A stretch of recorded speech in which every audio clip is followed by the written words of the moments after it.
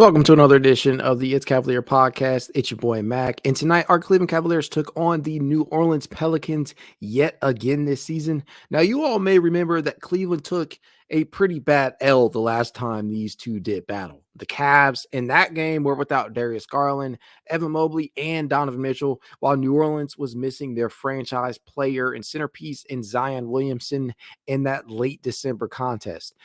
3 out of those 4 were back for tonight's matchup. And all I got to say is, man, it is so good to have our guy Spider back out there. His impact was instantly felt as he came in and drilled 2 early triples, scoring Cleveland's first 6 points of the game in the process. Frankly, his willingness to pull the trigger was a refreshing sight to see out there for real. Like, it's a gift and a curse at times for some players, but it's legitimately part of what makes Donovan Mitchell not only a really fun watch as a pure hoops fan, but what makes him so dangerous as well. He took 10 first quarter attempts alone, with 6 of those coming from beyond the arc. And the best part being that he canned 4 of those 6 attempts. And aside from being that scoring punch that we all know and love him to be and what he can bring to a table as a pure scorer, what he brings to the table as a facilitator cannot go unnoticed. And you can't let the low assist totals fool you. Mitchell is indeed a high-level playmaker, and he puts his teammates in position time and time again as he leverages that gravity that he generates both as a shooter and a driver to his advantage. But tonight, man, it's not about Donovan. It's about the one, the only DG, the PG, who finished with, if I'm not mistaken, 27 points, 6 rebounds, and 11 assists. And man, this is the thing. Prior to tonight's game, public opinion has been up and down about Darius Garland. It's been really wishy-washy with some of you guys out there. And then post All-Star break, Darius Garland's numbers read as follows: 20.3 points per game, 2.5 boards, 6.9 assists, turning the ball over 3.3 times, shooting 42.5% from the floor, but he's also shooting 45.2% from 3-point distance. That's crazy. that is fucking crazy that he's shooting like that, and 80% from the free throw line. And tonight he goes out there with Donovan Mitchell by his side, and he puts up one of the best games. Hell, this might be the best game that he's had all year. Maybe I'm overreacting a bit, but considering the opponent, considering the fact, the efficiency, considering the 1 turnover, this might be Darius Garland's best game of the season. I don't know. Let me know in the comments below if that's where you're at. But man, oh man, he's back with a vengeance. This is the all-star point guard that we all know and love him to be. And the best part, guys, the best fucking part, it came in a game with Donovan Mitchell out there, right? A lot of the time people are saying, he just doesn't function well as the number 2 option, or he looks a little bit too timid out there. He's not aggressive and looking for a shot, yada, yada, yada. We keep hearing that. And don't get me wrong. There have been moments where you're like, dude, pull the fucking trigger. But tonight he knew it, man. He took 16 attempts tonight. He did not ball hog. He did not hijack the offense. He took 10 more threes. That's probably the best. That's probably the most telling stat to me, is the 10 attempts that he has from 3-point range. And since the second half of this season has started, my friends, Darius Garland has been on an absolute tear when shooting that 3 ball. Now, y'all remember how he started the season out. Shooting from 3-point distance. It was not great. The splits in regards to him shooting from 3-point distance prior to the All-Star break, it did not warm your heart. He was shooting pre-All-Star break 33.1% from 3-point distance. Tonight's game is not reflected into the stat totals that we have so far right now. I'm gonna have to check on StatMuse, but prior to tonight's game, he was shooting 45.2%. Obviously from 3-point distance post All-Star break, which is just an awesome sight. And the best part about that is the volume with which he has been shooting the basketball from 3-point distance has been absolutely bananas. I'm looking it up as we speak, but man, this was a performance tonight that DG can really look to and just feel really, really good about himself. Now listen to these totals.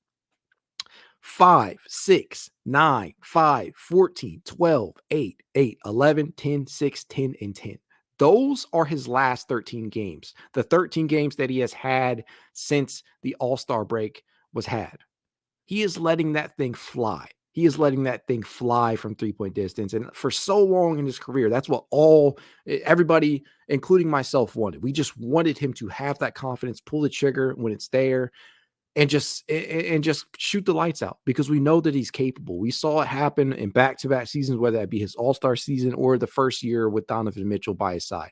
That was absolutely phenomenal from him out there tonight. He just attacked, and the playmaking. That's an underrated aspect of tonight. 11 more assists. And as I said, he's been just on a complete tear. He's averaging 7.2 assists in the 13 games post All-Star break. Absolutely love it.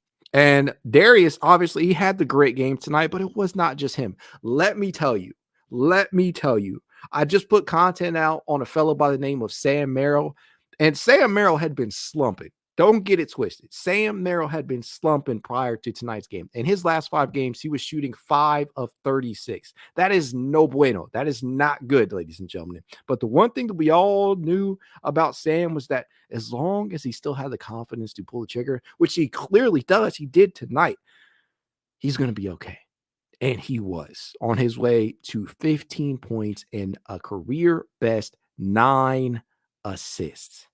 9 assists. That, to me, more so than the shooting, finding ways to be impactful when your shot isn't falling, which he has clearly been doing since the slump has started. If you want to call it that, I called it that in my content, but it was phenomenal, man. 5 of 10 from three-point distance. Once you saw the first one go through, he had a big-ass smile on his face, and I love to see that shit just because he'd been going through it, right? And it's not as if Sam wasn't getting good looks. The defense has obviously changed the way, and I pointed this out in the piece that I dropped, but the defense has obviously begun to pay him a lot more attention. They're no longer giving him that space that he once had when he first came out in December and started shooting the lights out.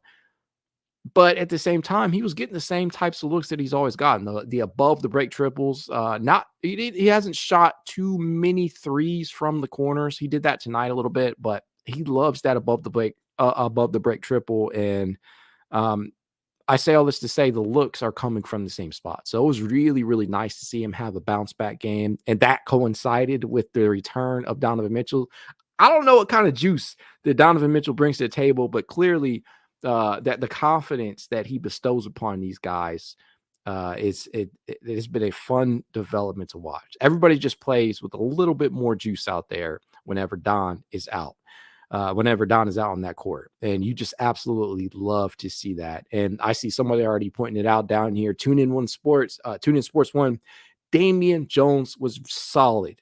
Now I kept saying this on Twitter during the game, but he's been quietly giving some solid minutes in his last 2 games. I didn't think he was nearly as bad against Phoenix as some fans thought he was, and tonight he was even better in some of those backup 5 minutes for Jarrett Allen, and at the 4, a lineup that we haven't quite seen a lot of him play a part of. He was playing some minutes at the 4, which is interesting, very, very interesting to say the least. But JB got some good return out of that as he finished with 14 points, 6 boards, and he was pretty good on defense. That was the thing. I thought he moved pretty well. I thought it was a pretty tough matchup for Cleveland tonight, and I know we all are just waiting for the Tristan Thompson return, which should occur as of March 16th, I believe, against the Houston Rockets is when he's eligible. But in the meantime, Damian Jones minutes when he's doing shit like this, I can live with that. And maybe that's a motivating factor for Damian, seeing Tristan is on his way back. Maybe that's something that you're looking at and it was like, okay, maybe I better play a little bit better, or maybe I better give my best effort out here because I may never get another opportunity. And I don't know, maybe not, but I just thought it was great to see him go out there and put together yet another solid performance. So yeah, he really was good in relief of Tristan Thompson out there and getting some very good minutes at the 4 when you don't have an Evan Mobley out there, and just a tough matchup with Zion Williamson being out there, was just absolutely not ideal for the likes of George Niang, who, admittedly, George is what he is defensively. What he brings to the table is that toughness. That toughness and that grit, and that's something that Cleveland lacked for much of last season. And whether he's getting beat defensively or not, the one thing that you can't say about him is that he's soft, because he's just not. He'll go out there and he'll be physical. He'll use every single pound that he has on his body and try and be as physical as he can be against his matchups. And Zion, obviously, you're not really going to stop that guy. He is a full-blown tank out there. He would finish with 33 points and 9 rebounds. But the one thing that I can say about Niang is that although he got beat defensively, this was another good game, another good showing from George, who slowly put together some solid performances lately. George would finish with 16 points and 6 rebounds, and the best part being he went 4 of 8 from three-point distance. Something that the Cavs desperately need out of that power forward position. And obviously, with Evan not being out there, when you're starting the likes of a George Niang, the one thing that you're banking on at the very least is that he can space the floor. And guess what? He did. And he did so with abundance, taking 8 attempts tonight from three-point distance. Just absolutely loved it, man. Yeah, it's hit and miss with George sometimes. Well, most of the time, honestly. But when he's good, he's really good. When he's bad, we already know the story on that. It can get really, really ugly when it's bad out there. But George, this is yet another very, very good performance from him, and against a quality opponent in the New Orleans Pelicans, who, if I'm not mistaken, are the West's 5th seeded team at 39-25. I think that may or may not be updated on Bleacher Report yet, but the record that I'm seeing here is 39-25. They are not a bad team by any stretch of the imagination. And boy, oh boy, this is a confidence booster for a team that is just they haven't been free falling, but they've been stumbling out of the gate in regards to some of these performances post All-Star break. It has not been an ideal showing for them since the second half of this season began. Now, you look at what they've been able to do here in the second half of the season. They lost against Orlando on their way back. They lost against Philly. They beat Washington. They beat Dallas on that crazy Max Strus game-winning triple. They lost to Chicago. They beat Detroit. They lose to New York. They beat Boston. They lose to Atlanta. They beat Minnesota, and they lose to Brooklyn and Phoenix. And then now we've come back to winning again. So it's very, very streaky. This team is. It's a lot of win-loss going on right now. And that's not exactly what you want to do heading into the latter stages of the season. But I'll take a win like this all the live long day. There was a lot of different things going on tonight. And Reaper 23 says down here, loved Sam getting hot again. Yeah, Reaper, I don't know how long you've been listening, but one of the things that I pointed out is just that this team, like Sam Merrill, he had really, really been struggling in his last 5 games. 6 of 35, if I'm not mistaken, over his last 5 appearances. And tonight, to see him go out there and just light up the Pelicans just warmed my heart. I can't say anything else, man. Can't say anything bad about Sam tonight, because even in those performances when the 3 ball just wasn't dropping, the one thing that he was providing was spacing. He generated a ton of gravity, and he knew how to leverage that. Especially when teams were closing out on his triples, he would attack. Saw him drive the baseline quite a few times and deal the ball off to Jarrett Allen or some other big out there. So he knows how to use his gravity. And for him to be able to do both tonight on his way to a career best 9 assists while also shooting 5 of 10 from three-point distance, I'll take that all the live long day. And this is the Sam Merrill that teams, or that fans rather, are clamoring for to be a part of the postseason rotation. Noah Hayer just says, I think our fans just overreacted to our team with all the injuries. We're going to be fine. And this is, you know me, no, I'm a glass half full type of guy. I think that's the saying, right? I always mix that up, glass half full, glass half empty, but I think I got it right. I'm an optimist, right? And I've never felt truly out on this team. I just knew that the injuries have played such a big factor in the season that we're having. And I think a lot of people have forgotten about that. But it's crazy because in some of our best wins, we've been missing some of our best players. Like both the wins against the number one seeds of both teams, that happened without our best players, or at least a couple of our best players. So you just never quite know what type of performance you're going to get out of this team on a night to night basis. But this version right here with a healthy or somewhat healthy Donovan Mitchell, it changes things down the stretch, even without Evan Mobley being out there. And I love it, man. I absolutely love it. Tune in asks, so we back in second place? I think so. I think we hold the tiebreaker over the Bucks. I don't know. Maybe somebody can provide me clarification on that. But we entered tonight, if I'm not mistaken, a half game behind Milwaukee for the second seed. And so I don't know. I think we are. At least, we're up there. We're battling back. But we'll see. We'll see, pending the conclusion of tonight. Yeah, I think we do have the tiebreaker right now. Thanks, Brian. DG is shooting 9 threes per game since coming back from injury. This is 2 times more than he was shooting from the beginning of the 2022-2023 season to December of 2023. It's about damn time, says Brian Wiley. I don't know, man. I don't know if I'm mispronouncing that, so forgive me if I am. But the point stands.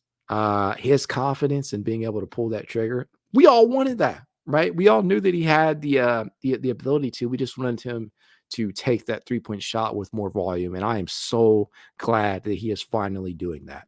Reaper 23 says, but on a serious note, we can't be playing D Jones a lot of minutes. He just looks lost sometimes.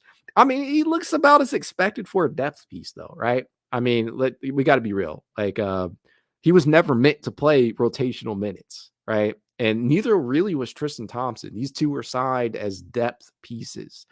Little did we know Tristan would end up having the type of impact that he had, although we don't know what the real impact is, without performance enhancing drugs. So we got to hope that Tristan has retained some of that youthful energy that he was given back by the PEDs. But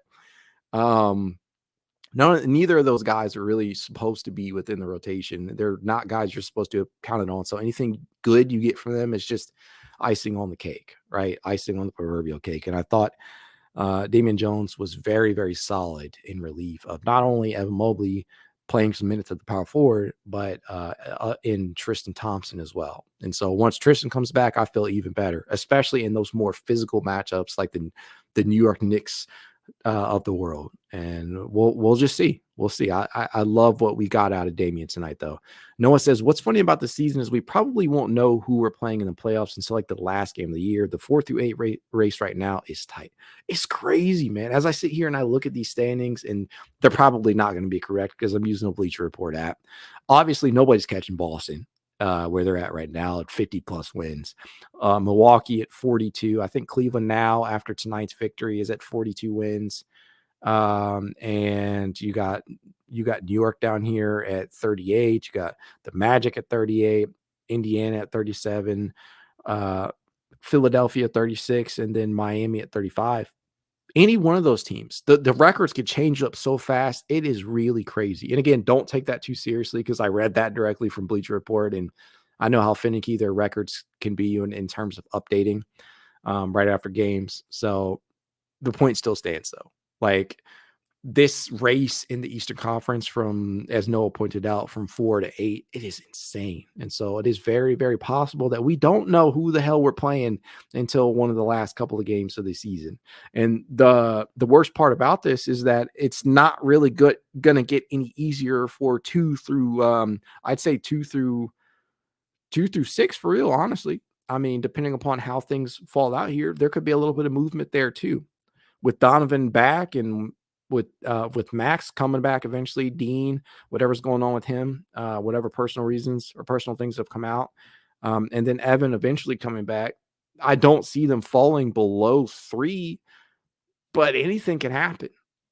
Certainly games like tonight, victories like tonight make you feel like they're capable of doing anything, as they just absolutely shot the lights out tonight on their way to this big time 116-95 victory that felt even further out than the final stat line suggests.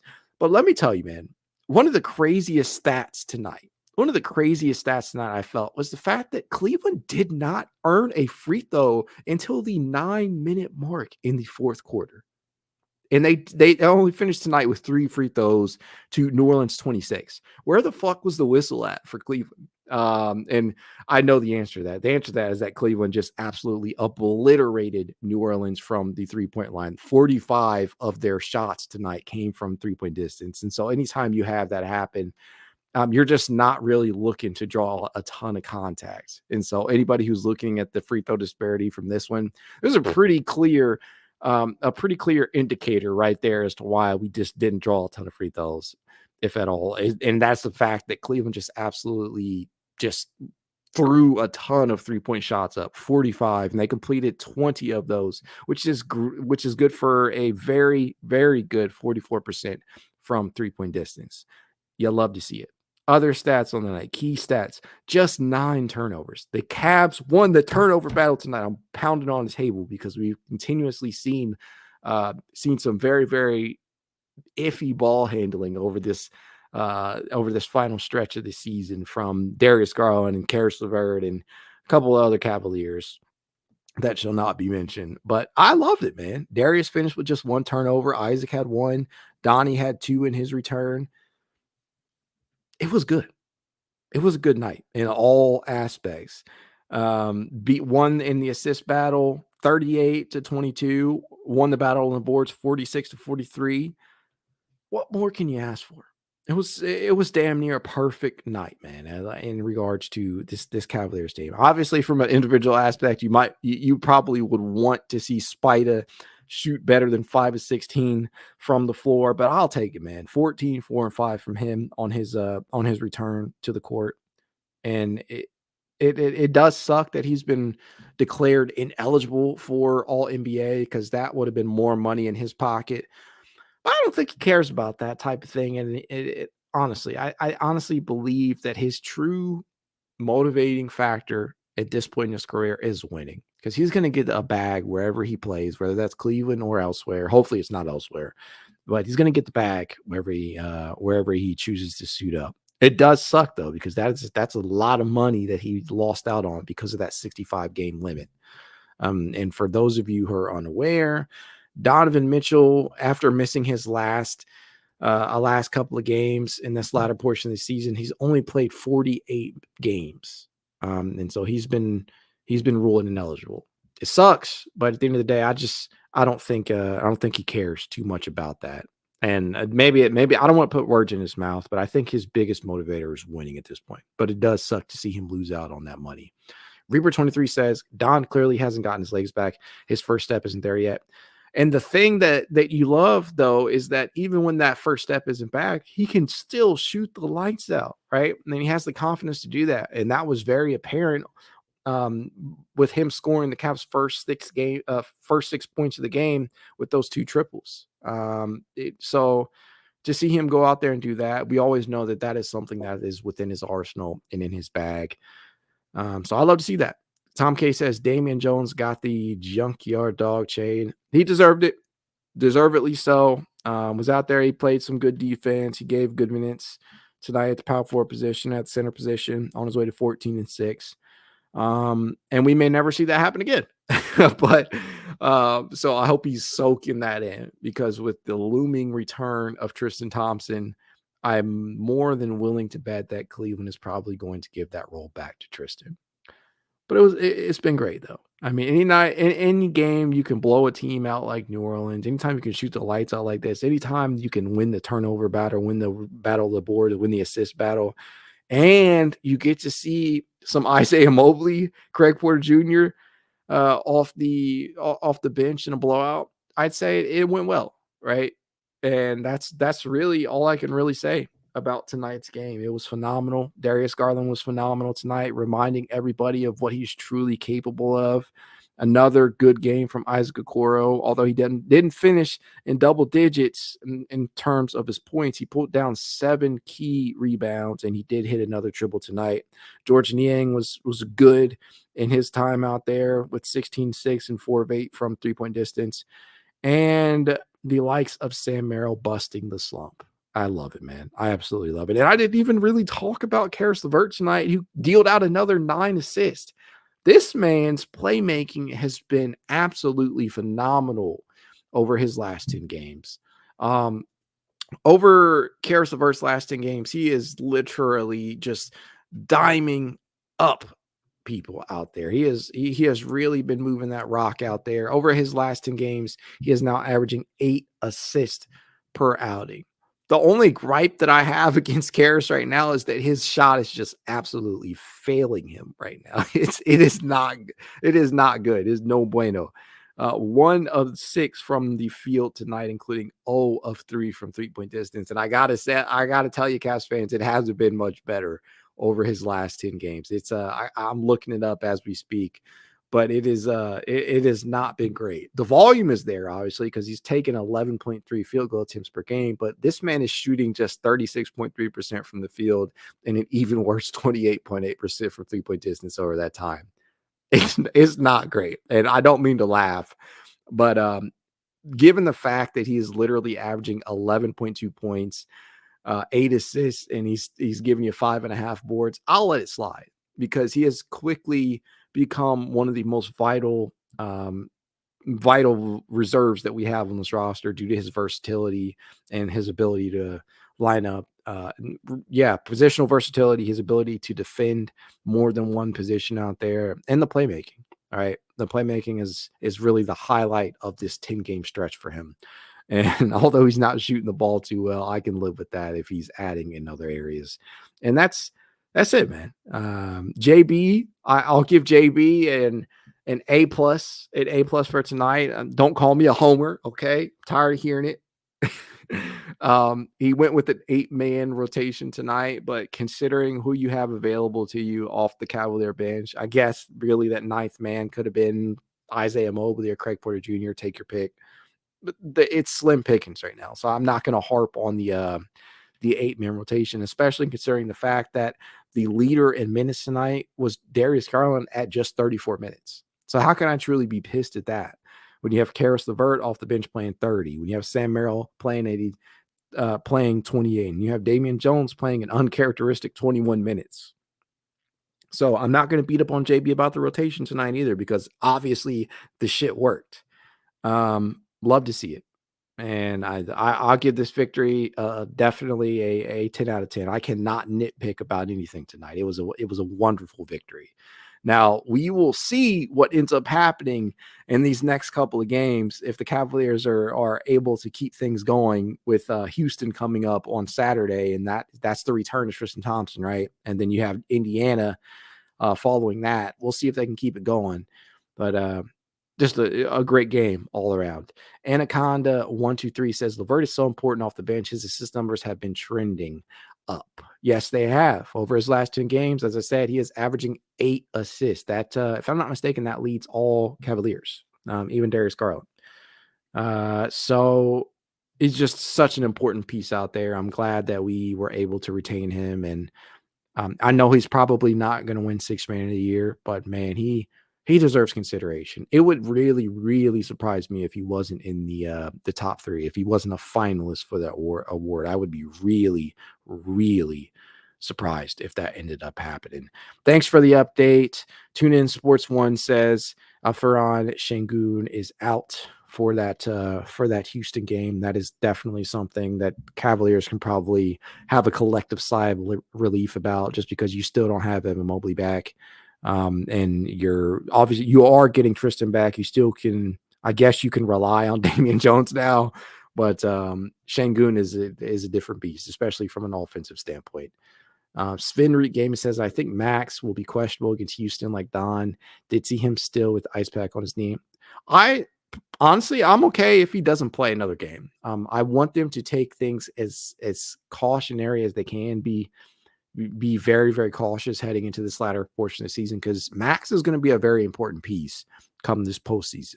And I need him healthy. And so if you have to sit him for however long you think it takes, if you have to hold him out, I'm okay with that, especially when you have Sam Merrill out there doing what he does and just being a complete flamethrower. And so that's where I stand on it. And to a certain degree, like I don't necessarily feel the same about Evan Mobley, because we really, really need to be able to evaluate what Evan looks like next to some of these guys. Especially heading into probably the most pivotal the most pivotal playoff or postseason rather that we've had in quite some time.